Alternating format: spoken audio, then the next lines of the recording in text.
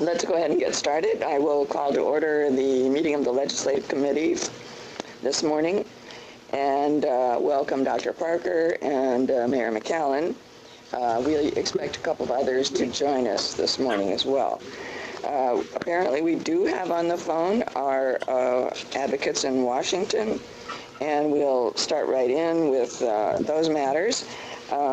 First one is the update on federal legislative issues, and from Carmen Group, I believe we have Gary Hoitzman. Gary, are you on the line? Yes, I am, Madam Chair. Welcome. I happy to talk today. Give you a quick update from my written report here, just to say that we were very delighted to have some of the board members and staff out in Washington there in the middle of May for a bunch of meetings. Carmen Group was happy to arrange a dozen meetings with federal agencies and members of and staff members in the Congress, and we had meetings with the White House, the OMB, CEQ, EPA, DOT, and DOE. I just wanted to mention that alphabet soup for you for Washington talk today. A lot of acronyms. A lot of talk in Washington about infrastructure. The administration had a bunch of mayors and governors at the White House yesterday talking about infrastructure, calling it the Infrastructure Summit. Today, the president is at the Department of Transportation to talk more infrastructure there. So that was one of the big topics of our discussions with people in our meetings. And finally, just a quick update from the Environmental Protection Agency this week. EPA announced that it is going to extend the implementation of the ozone rule. Remember, the ozone rule promulgated in October of 2015. They're going to extend that for 1 year. That's not unexpected. They had already announced that they were going to review that rule, and I think there'll be another rulemaking probably in a year with their decision on what they're going to do with the final rule on that. So that's my quick update today. I'm happy to answer any questions. Thank you. Thank you, and thank you, Gary, for hosting us in Washington. We had a number of very good meetings, and it'll be interesting to see what happens with the infrastructure program. We had that good meeting with Alex Harrigut on our last day, and so we'll keep in touch with him, I hope, and hope we can participate with that program. Do any members have questions of Gary on the report? Okay, seeing none, we'll move on to Cassidy and Associates. I believe we have Caleb on the phone. I'm not sure which one of you are giving the report, but we'd like updates. Yep. So is it you, Caleb?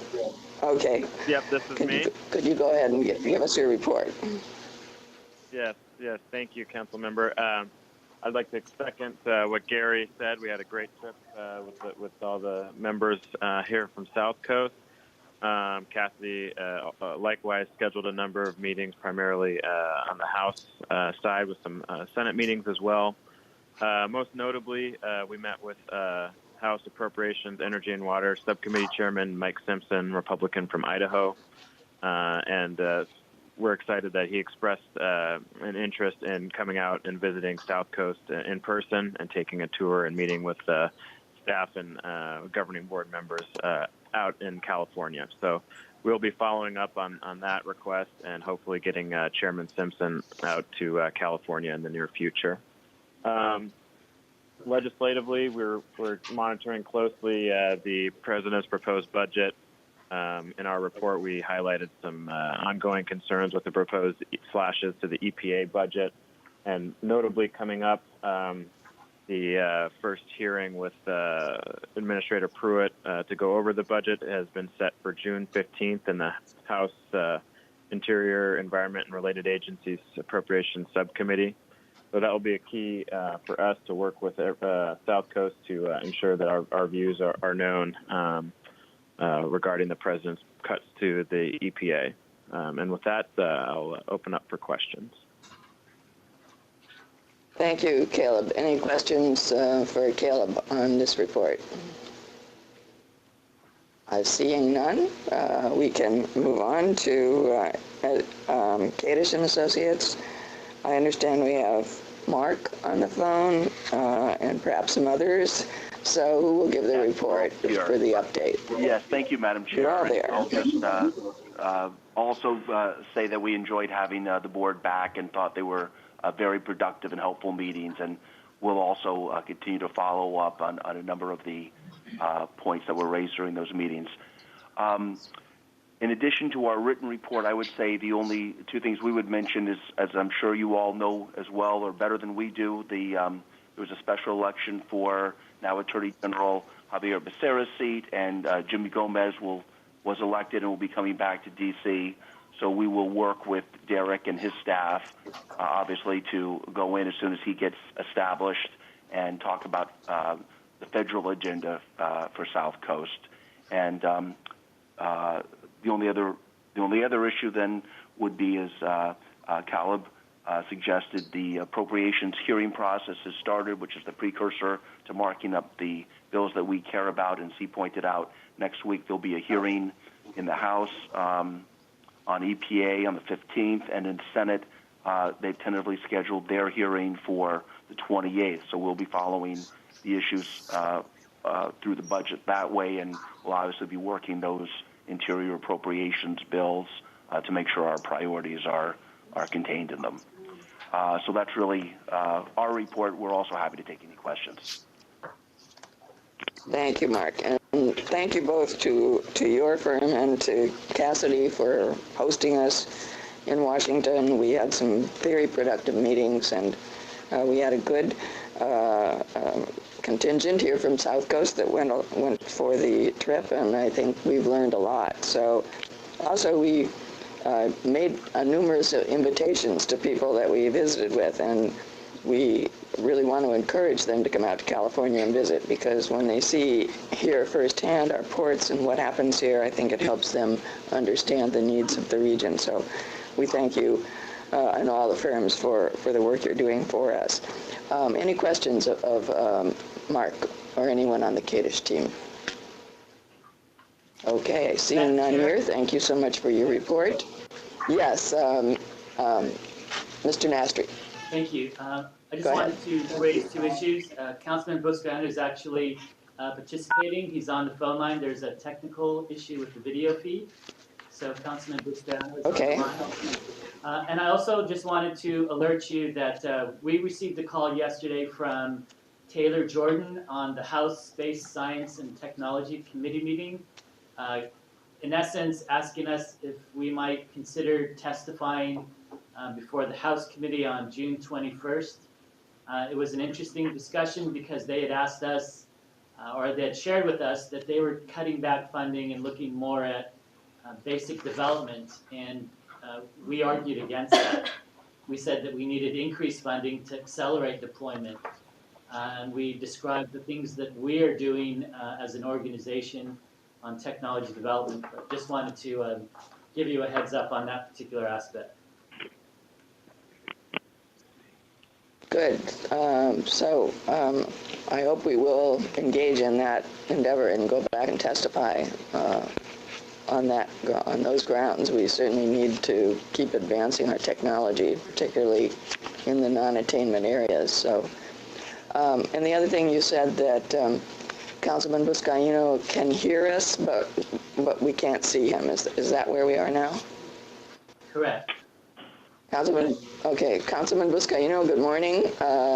Welcome to the committee. And yes, we certainly can. So, we can't see your shining face, but we can hear you loud and clear. So if you have any comments, just kind of jump in or interrupt, because I can't see you waving your hands or looking at like you want to be recognized. So welcome. Will do. Thank you, Madam Chair. And we'll go on now to the state reports. First up would be Gonzalez and Sons. And Paul, are you on the phone? Good morning. Good morning, Madam Chair, I am on the line. I have a very quick update. I just wanted to inform the committee. Last week was the House of Origin deadline here in the California legislature. That means all Assembly bills had to be over to the Senate. All Senate bills had to be over to the Assembly. That applies for all bills except for really the bills with urgency clauses in them, which those bills are not subject to deadlines. So any bill that did not meet the House of Origin deadline is now a 2-year bill, since we're in the first year of a 2-year session. And I just wanted to highlight some of the upcoming deadlines that are important for the committee to know. Obviously, we have our state budget that's due coming up here June 15th in a little bit less than a week. That's going to be for the main budget bill only. The budget trailer bills can be passed up until the end of session, but the main budget bill must be adopted in order for them to receive their paychecks. So that will be done on June 15th, if not maybe the day before. There's also the July 21st is the last day for policy committee meetings to pass bills onto the floor. And right after that, they start summer recess for a month. So July 21st to August 21st, they will be away on summer recess, and then we get right back into it on September 1st with August 21st we get back into it, and September 1st is the last day for fiscal committee meetings to hear bills, and then it's a mad rush to the September 15th deadline. So it's going to be hot and heavy over the next few weeks, but wanted to make sure you guys knew those upcoming deadlines, and I'm happy to answer any questions. Thank you. Thank you, Paul. Any questions? I have one question. Yes, Dr. Parker, go ahead. Are there any bills that have passed both houses that Paul may know of that will affect us significantly on our budget? That is going on, that would be going to the governor's, in his opinion? Yes? At this point, not off the top of my head, can I think of any bills that have gone through both houses and to the governor? But I can take or that is most likely go to the governor. Does most likely go to the governor? There's a lot of bills alive still, Dr. Parker. The legislature, they're fairly friendly to each other when they're in their own House of Origin. So Assembly members are pretty friendly to Assembly bills. However, when those bills get over to the other house, they're not so friendly. That's kind of when the rubber meets the road for a lot of the bills. So most of the bills are still alive. The cap and trade bills, the AB 378, the Garcia bill, that bill died on the Assembly floor last week. Even though she gave a very passionate and tearful floor presentation, it came up 6 votes short in the Assembly. So there are still some very big remaining looming issues out there. But the next few weeks will really be the test for all these bills. So we don't know where cap and trade stands right now? All I can tell you at this point is it's one of the major sticking points of the budget negotiations. You have, and I would say AB 378 is a perfect example.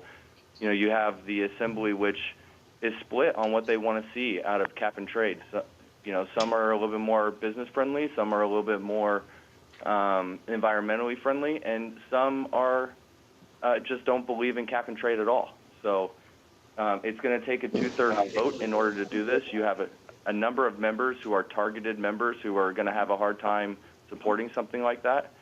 So it's a major sticking point, but my bet is that the governor is going to get what he wants, which is a renewal of the cap and trade program. The details of it, though, is yet to be seen. Thank you, Paul. My pleasure. Any other questions? Okay, we seem to have no other questions, so we'll move on to Will Gonzalez and Jacob. Would you give us an update on activities in Sacramento? Good morning, Madam Chair and members. Actually, the first update I have is about cap and trade. Okay. Paul covered some of the items. So that AB 378 did fail in the Assembly. The Senate has a version of cap and trade, that SB 775, which does have an urgency clause, as Paul mentioned, so it's not subject to the same deadlines. But the the cap and trade, the final version of cap and trade is likely going to have two parts. Both of them are going to be our trade bills. So the first part will be a somewhat clean extension, and by that we mean that they would like to keep the existing cap and trade program intact in its current form as much as possible. They may make some tweaks, but that trailer bill has yet to be released or shared with anybody, so negotiations are happening with a lot of stakeholders right now. And then the governor's office has also expressed an interest in a second trailer bill that would be sort of a companion to the cap and trade trailer bill that will focus more on criteria pollutants and air toxics. And the components of that bill are still being negotiated. We are participating in those conversations, so we have a seat at the table. And I know that Paul's firm and my firm are doing our best to stay engaged and gathering as much intel as possible so we can be prepared for whatever is thrown our way. It's unlikely that a deal will be struck before summer break, but anything could happen. Once the governor sinks his teeth into something and wants it, he will push it as hard and as fast as he possibly can. So that, I don't know if that helps to answer your question, Dr. Parker, but the final versions will be a trailer bill. No language exists, and all three houses and all sorts of stakeholders, from utility companies to environmental groups, to environmental justice groups, to WISPA, are all in the game. So I guess one of my questions, one of my questions would be, of those areas of where we gave our support and tweaks, have they survived the committees, or where do we stand as it relates to what we wanted? So we've provided ideas along the way and different vehicles. So the AB 378, while that failed, those ideas and concepts that we submitted are still very much in the conversation. So we're playing offense as much as we can, but we're also playing some defense. So, I mean, I guess it's too late for a short answer, but the answer to your question is that yes, all of the ideas that we've had are still alive. Nothing has been decided. Okay, thank you. Thank you. Thank you, Will. Okay. And then a quick update about AB 1132. That's our order of abatement bill. It is set for June 21st in Senate Environmental Quality. We're working right now with the committee staff to try to keep the bill in its current form as much as possible because we did successfully negotiate an agreement with opposition on the bill, and we think we came up with something that we really like and that opposition is comfortable being neutral on. So we're trying to maintain the integrity of that deal to the best of our ability. And then AB 1274, that's our smog abatement fee bill, has not yet been referred or set for a hearing, but anticipate that it will be set very soon and be heard sometime toward the middle of or end of June. It passed out of the assembly with, I think we had one, Paul, correct me if I'm wrong, but I think we had one extra vote or one or two votes past 2/3. Will, I believe it was 55 votes, so I believe we were one extra vote on it. Okay. And that's my update. Okay. A question on it, Joe Buscaino, if I may. On 1270. Yes, go ahead, Joe. Why the 2/3 threshold for passage? Can you explain that? Sure. So the bill essentially does two things that we're linking to make the argument for the bill, but Ledge Council and the legislature looks at them as two distinct things. So the first thing is vehicles right now, a new vehicle is required to be smog checked at year 6 for the first time, and we are moving that to year 8. The second thing is that we then charge us in a smog abatement fee of $24 in years 7 and 8 to the owner of the vehicle. And we picked that fee to be $24 in each year, so it's a total of $48. And we picked that because the smog check that is no longer required at year 6 costs approximately $48 on average. But the legislature looks, and Leg Council looks at that as a new fee and sort of sees it as a standalone, even though it's in lieu of the smog check. So because it's a new fee, it triggers a 2/3 vote requirement. Thank you. From Prop 26. And then Jacob, this is Derek, also Councilmember Buscaino. Additionally, when a person has to go smog their car, they also have to pay an additional fee for the smog certificate that they take to DMV to show that their car has met the standards. So there's an additional fee of about $8, $9. So there is a net savings to the consumer, and that's not even including the time and effort it takes to find a smog station, take off time from work or on the weekend. So it's all in all, it's a good it's net savings for the consumer. Okay, thank you very much. And then, I will, okay. Yeah, Jacob, can you also talk about 1132 also? Talk about what? Oh, 1132? Yeah. Oh, I didn't get it. I'm sorry. I apologize. Okay. I do want to point something out, though. In my report, I talked about the $3 that is now directed to Bureau of Automotive Repair. That was an Assembly Appropriations amendment. And while we don't like giving up the money, it is, and we're going to work on reversing that. It's not the worst thing in the world because it may ultimately help to get a signature at the end of the process. So. Okay. All right. Any questions? Thank you very much, Will and Jacob. And we'll look forward to seeing what happens especially with the bills that we are working on for our agency. So thank you for your help on all of this. Now we can move on to the bills that are on our agenda to review this morning. And the first one we have is AB 739. Yes. Sorry. Go ahead. Would it be okay if we took this Mr. Nastri. out of order, given the recent discussion on cap and trade and the status, and let Ms. Baird present on the cap and trade? That would be item 4 on the agenda, Madam Chair. We're recommending moving that up to discuss now, since we've just got done talking about cap and trade and our positions on cap and trade. Sure, of course.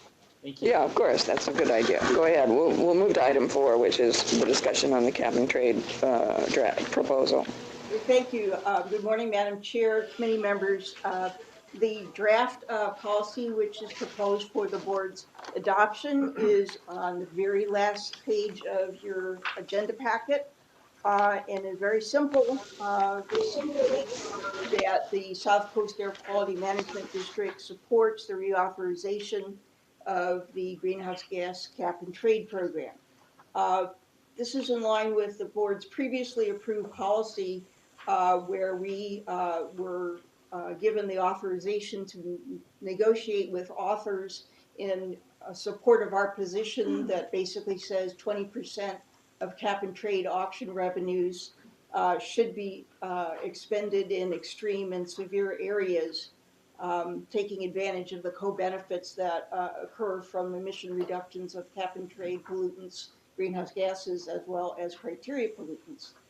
In advocating for our position on the expenditure of money, it would be advantageous to be able to register support for the actual extension of cap and trade. As you've heard earlier, this is one of the governor's highest priorities, and it's an opportune time to be able to participate in these negotiations fully. And extending cap and trade does benefit local air quality, since many of the emission reductions that reduce greenhouse gases also reduce criteria pollutants. So this position would further our air quality interest directly as well as indirectly by potentially providing funds or helping us negotiate for funds to help implement AQMP.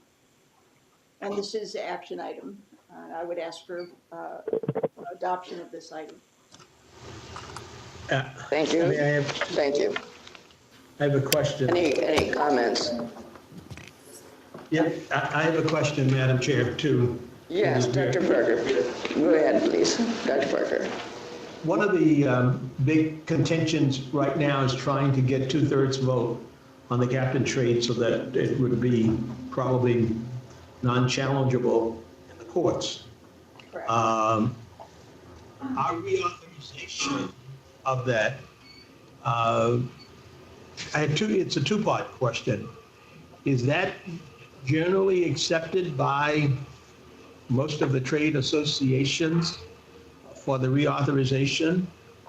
I know the 20% is something that we want to make sure that it's distributed. But is there any impediments itself is going to be kind of a stumbling block relative to trade organizations, whisper, et cetera, versus just the reauthorization itself alone? So, I'm sorry, Dr. Parker, I didn't understand which aspect you're asking. Would it be an impediment to trade associations? The 20%. The 20%? Yes. Okay. I'll have to turn to staff, but I'm not aware of us getting comments on that. I'm not aware of any comments. Maybe Jacob or Paul, do you know of any feedback you got or you heard back from other trade organizations about that? And maybe before you guys answer, let me jump in on this. So this is a unique time, I think, for cap and trade.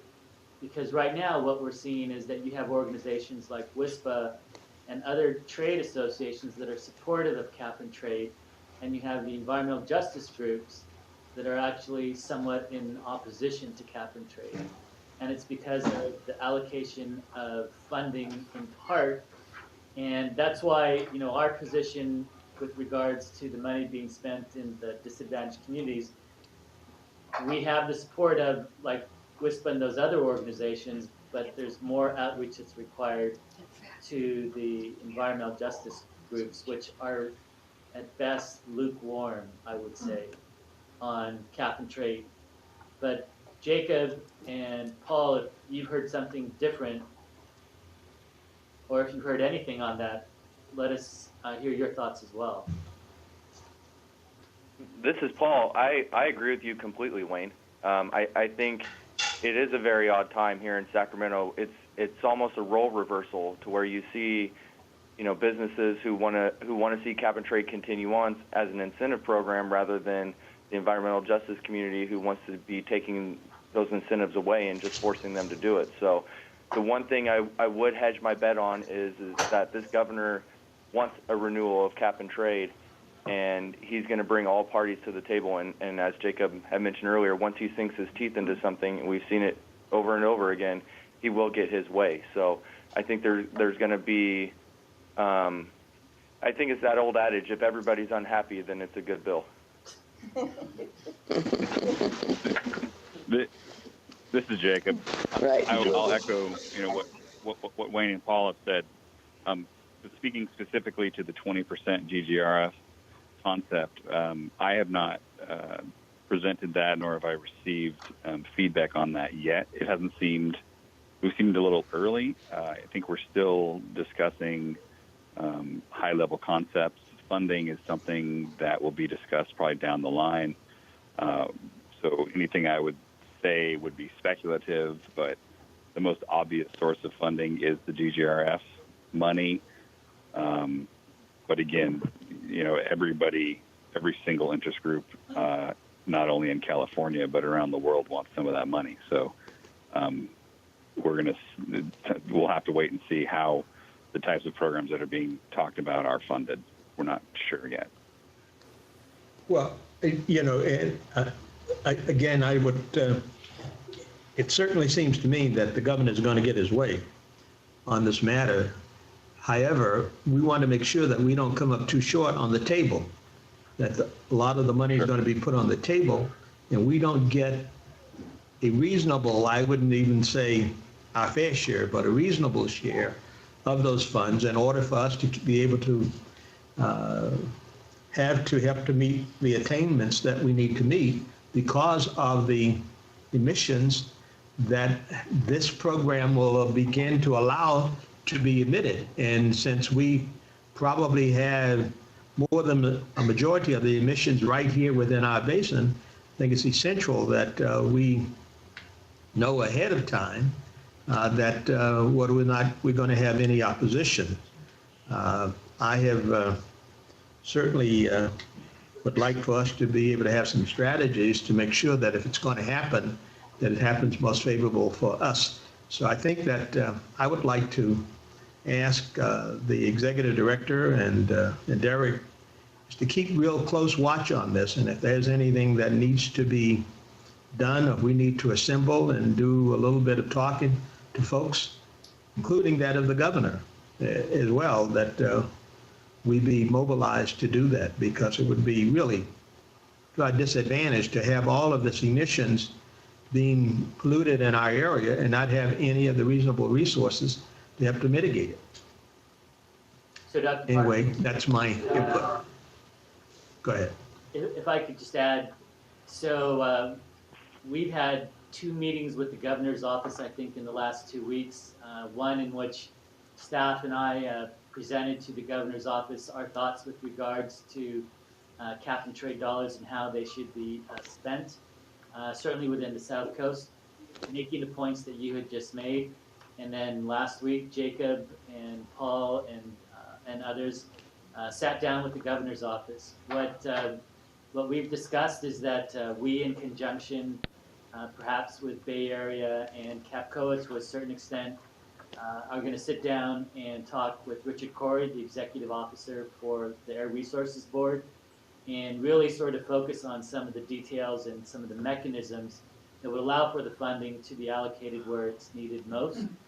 So we're very engaged, not only within the Assembly and the Senate, where I think our effort, which specifically was related to AB 378, where we had the position of work with author, where we came up with a number of funding ideas that were sort of incorporated, was greatly appreciated not only by the author, but by the governor's office. And part of what we presented there is already within their items that we're negotiating on.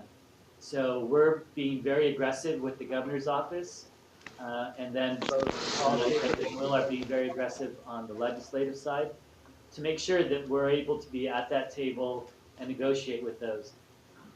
I think, though, that what happened with AB 378 when it didn't get out, it just reflects how difficult it's going to be. And we're trying to work with all of the parties, trying to address opposition where it exists and trying to, in essence, maximize the funds that go to us. And so we're looking at every pot that's available, whether it's smog abatement, whether it's cap and trade. And if you told me there were other pots that we could try to link into, we would go after that as well. But we're moving aggressively to make sure that we get a significant level of funding. Good. Thank you very much, Mr. Mastry. Thank you. Any more comments or discussion about this? I'd look for a motion. I move approval. Second. Okay, motion by Mayor McCallum and second by, was it Joe Buscaino? Councilman Buscaino? Or Dr. Parker? I just heard a voice. Okay, Dr. Parker. So we'll need a roll call vote on this. Is someone at the district going to do that? Jeanette is going to do this. Okay. Jeanette? Okay. Councilmember Buscaino? Aye. Mayor Pro Tem McCallum? Yes. Dr. Parker? Yes. Councilmember Mitchell? Yes. Motion passes 4-0. Okay, thank you for that, Barbara, for that report. And obviously, we're going to keep looking at this and following what happens. So now we can move on to the bills that are on the table for this morning. The first one is AB 739, and I believe Monica Kim will present on this one. Monica, go ahead. Good morning, Madam Chair. Good morning, committee members. AB 739 is authored by Ed Chow, and it would require at least 15% of heavy-duty vehicles purchased by state agencies to be, excuse me, zero emission by 2025. At least 30% of those vehicles would be required to be zero emission by 2030. This bill would help reduce harmful diesel particulate matter and NOx emissions and improve public health in impacted regions. It would also help facilitate attainment of federal air quality standards in this region. Staff recommends a support position on this bill. All right, any questions or comments? Go ahead. Go ahead, Mayor McCullough. Just, there appears to be significant support on one side and opposition on the other. What's the opposition?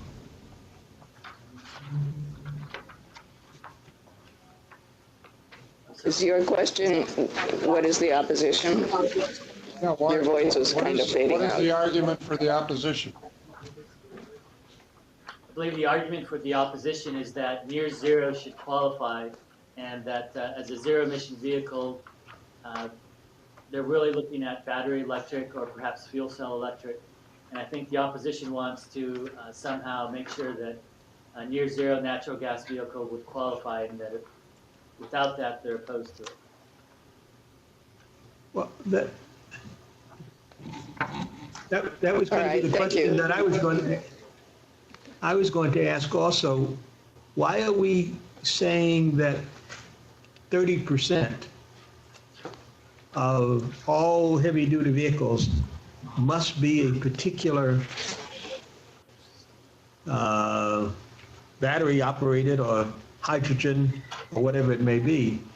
And how can we ask industry? I'm going to ask a question. It's because I'm not opposed to being able to have that, but how can we ask industry to ensure that of all major heavy-duty trucks that are going to be sold, 30% of them are going to be, this particular kind of, we could say that they must be available, but how can we say that they're going to be sold? So Dr. Parker, this is for state fleets, and it's a recommendation that the state fleet be of that composition. That's why our position is. I'm sorry. If the state wants to set this buying standard, it helps us, frankly. I'm sorry. I should have been more studious in reading. You're right. It does say that state fleets. The other thing on this bill is it provides an easy off-ramp if they can't get there. But the state policy has been to go to all electric, zero emission. We have been pushing, as you know, down here, the low NOx engine because it's an immediate available technology that we can implement right away. So that's the path that we need to follow in the South Coast. But this bill looks out into the future, looks out to 2025 and 2030, and hopefully the technology will be advanced enough by then to meet some of these requirements. But you'll notice it also provides an off-ramp if the technology isn't there. So I think it's worthy of support. I mean, it helps stimulate that zero emission market for heavy duty, which we also need to get there eventually as well. Any other comments about this? Oh, okay, thank you, Dr. Parker. We have a motion to support this bill, and a second from anyone? SCAQMD, second. Comment. Okay, thank you. And may we have a roll call vote, please? Councilmember Buscaino? Yes. Mayor Pro Tem McCallum? No. Dr. Parker? Yes. Councilmember Mitchell? Yes. Motion passes 3-1. Thank you. And our next item will be AB 797. And we're going to have, Mark is going to present on this morning. Thank you, Mark. Thank you, Madam Chair and members. Good morning. AB 797 from Assemblymember Jackie Irwin seeks to make changes to a current state solar water heater incentive program for investor-owned utilities. This bill would change the program's sunset, extending it from 2018 to 2020, expand the program to cover solar thermal, which includes not only water and space heating, but also cooling systems, as well as industrial systems that replace natural gas with solar. It would require the PUC to reevaluate the cost effectiveness of the program to make sure that the pricing is correct, and designate half of the program's funds to be used to install solar thermal systems in low-income residential housing and buildings in disadvantaged communities as defined by Cal EnviroScreen. It would also designate 10% of the funds of the program to install those systems for industrial applications. The bill will also improve the effectiveness of the incentives. The bill is in line with the district's priority of reducing criteria pollutant emissions from stationary sources and specifically supporting the development of efficient low NOx solar equipment. The bill also supports the district's EJ priorities by facilitating greater access to clean technology for disadvantaged communities. As such, staff would recommend a support position on this bill. Thank you. Any questions, discussion on this item? Buscaino, move approval. Second. Thank you. A second from Dr. Parker. Any further discussion? All right. Now I'll ask for a roll call vote. Councilmember Buscaino, Aye. Mayor Pro Tem McCallum, Yes. Dr. Parker, Yes. Councilmember Mitchell. Yes. Motion passes 4-0. Thank you. AB 1239 next, and Derek, you're going to present on this one. Go ahead. Yes, ma'am. Good morning, Madam Chair and committee members. AB 1239, authored by Assemblyman Chris Holden, would require Department of Housing and Community Development and the California Building Standards Commission to research, propose, and adopt mandatory building standards regarding EV, electrical vehicle capable parking spaces for multifamily housing, commercial, and parking structures. Additionally, the Department and Commission will research and develop and propose building standards regarding EV capable parking spaces that will require existing multifamily housing and parking structures to meet the building standard codes for EV capable parking spaces during additions, renovations, and repairs. And lastly, it will also require the Department and Commission to consider revising the EV capable building standards every 18 months. Currently, the ratio of cars to charging stations is approximately 10-1. There's obviously a need for additional EV charging stations to meet the growing demand.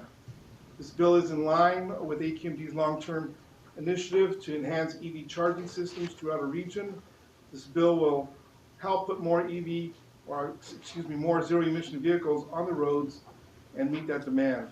And we're asking for, staff is asking for support on this bill. Move approval. We have a motion by Councilman. Okay. Thank you. From Larry, a motion, a second by Councilman Buscaino. And roll call vote, please. Or any discussion. Let me ask if anyone has any comments or questions about this bill before we move on to vote. Seeing none, let's have a roll call vote. Councilmember Buscaino, Yes. Mayor Pro Tem McCallum, Yes. Dr. Parker, Yes. Councilmember Mitchell. Yes.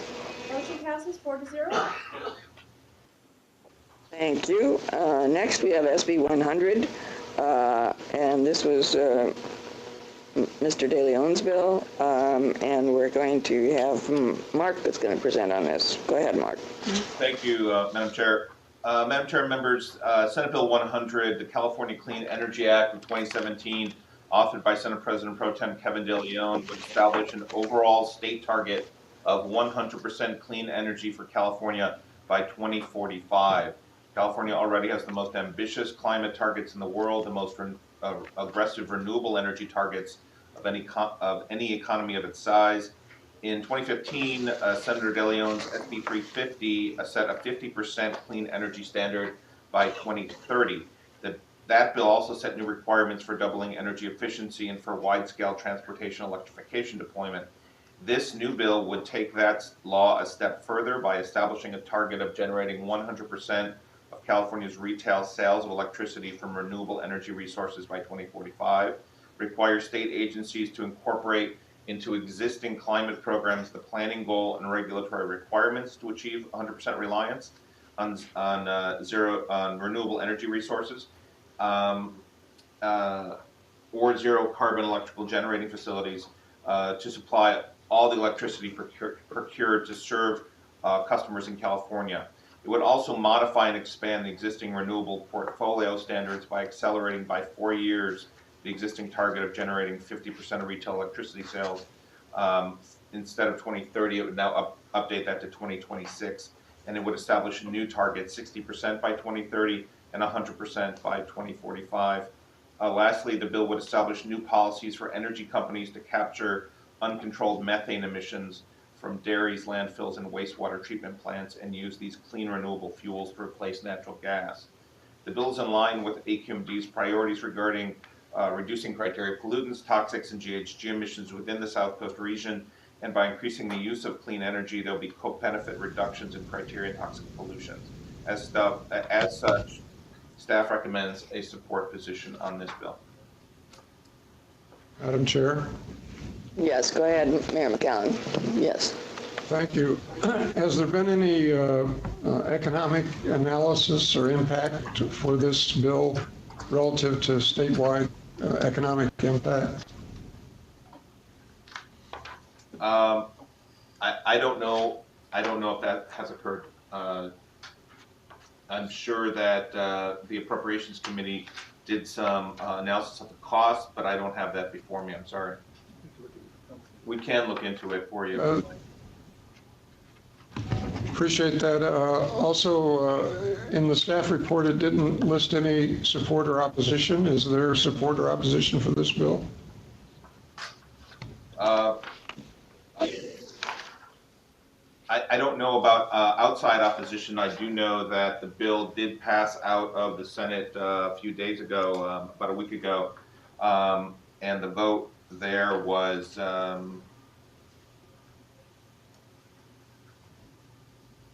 Yeah, I have the votes for the energy, utility, communication, and appropriations. But I'm just concerned. Yeah. You know, and I would request this of all the bills you bring forward, a list of who's supporting it and who's opposing it.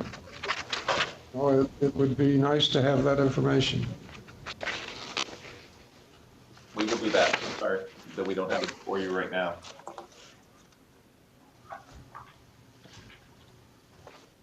So I do have a question on this too, Mark. Do you believe the bill mandates this or establishes it as a goal to strive for? It establishes that as a target. It doesn't mandate it, but the goal is to achieve 100% generation by that date.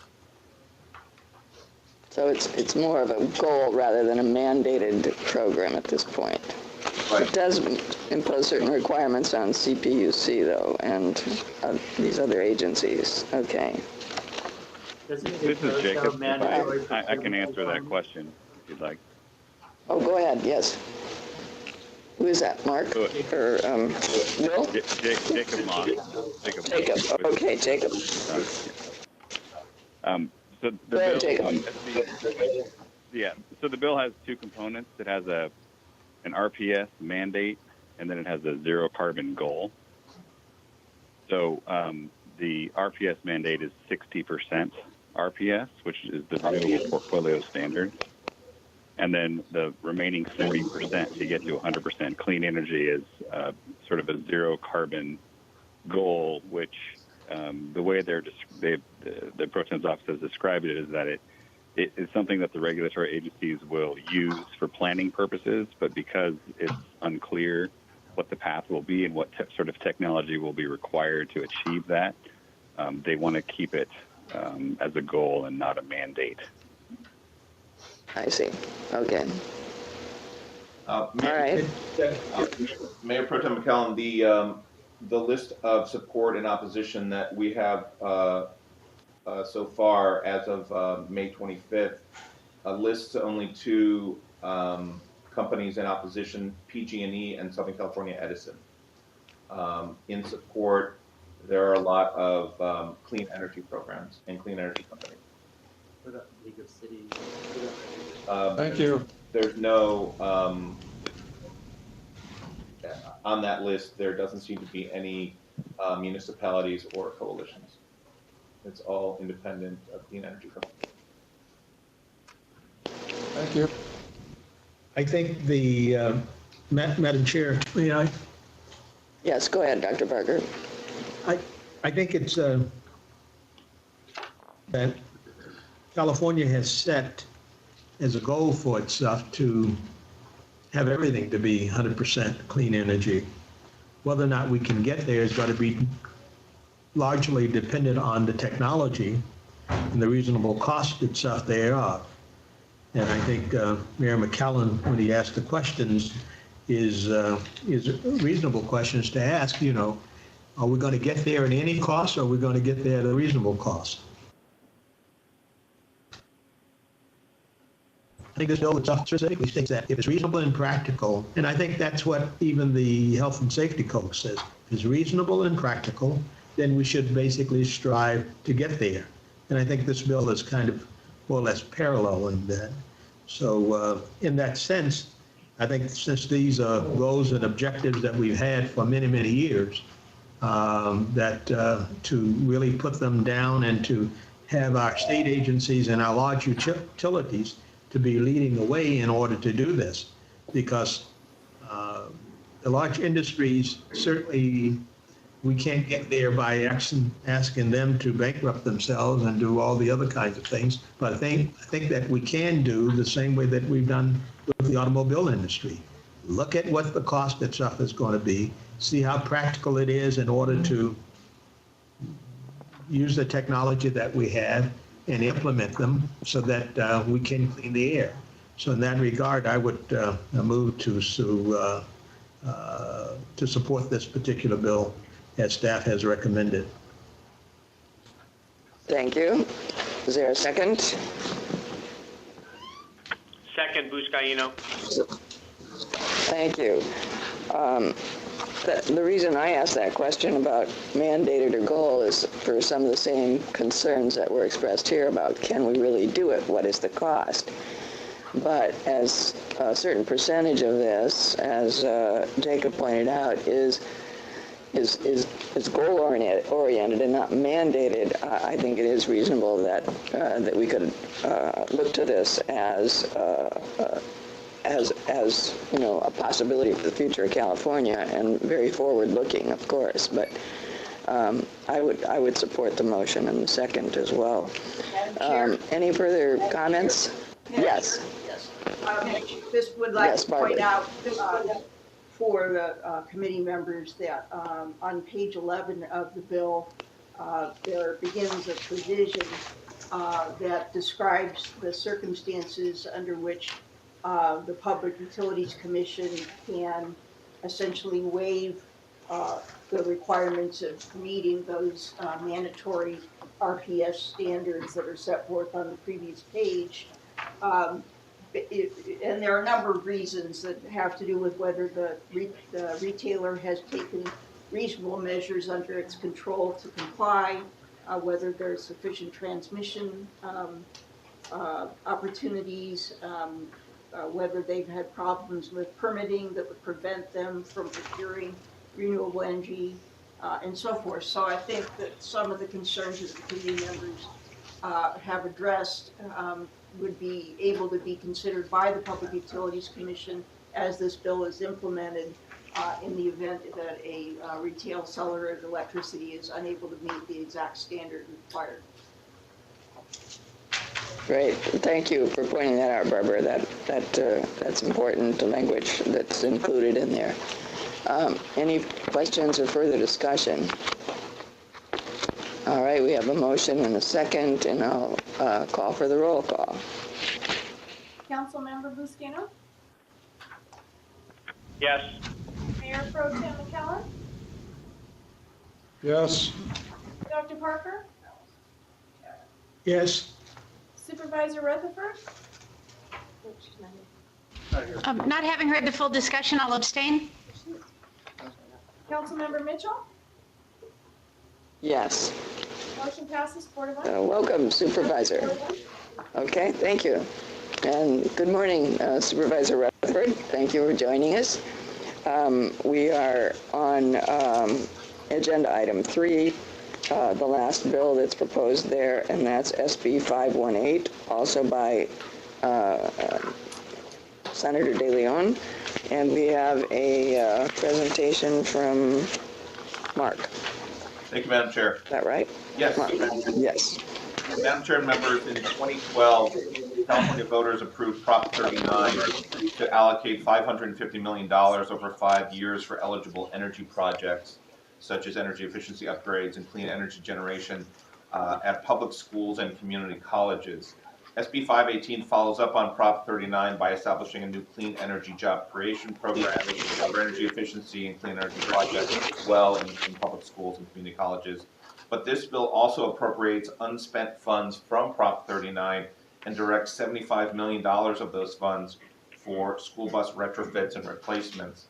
Staff has no concerns with the energy efficiency provisions for schools and colleges in this bill. We bring up this bill because it contains the school bus funds. In recent years, CARB has established regulations including requiring particulate matter exhaust filters or reduced mileage, as well as incentives such as implementing the low-emission school bus program. Under CARB, more than $500 million has been used to clean up 10,000 school buses, but this still has not addressed the problem fully. And the most concerning school buses, the roughly 5% of the fleet across the state, are about 590 buses that are those that run on diesel, driven over 14,000 miles a year, and have no PM filters. There's always also a growing urgency regarding the looming compliance deadlines late summer and fall this year under CARB's statewide diesel bus and truck and bus rule that makes funding for this population of school buses even more critical. The estimate is that it would take about $72 million to retrofit half of the most polluting school buses and to replace the other half. The estimate is it would be about a half-half situation. And because this bill provides adequate funds to cover that, staff recommends a support position on this bill. Okay, thank you. Second from Mayor McCallum. Any discussion on this item? Roll call vote, please. Councilmember Buscaino? Yes. Mayor Pro Tem McCallum? Yes. Dr. Parker? Yes. Supervisor Rutherford? Yes. Councilmember Mitchell? Yes. Motion passes 5-0. Thank you. Okay, thank you. Is there any other business that should come before this committee? Does anyone want to bring anything else forward at this time? All right. Is there any public comment at any of our locations? Seeing none, I will adjourn this meeting. Thank you very much for attending and accomplishing this technical difficulty of having 5 of us at 5 different places. So thank you, staff, for all your work. The next meeting will be Friday, July 14th. We'll adjourn to that date. Thank you.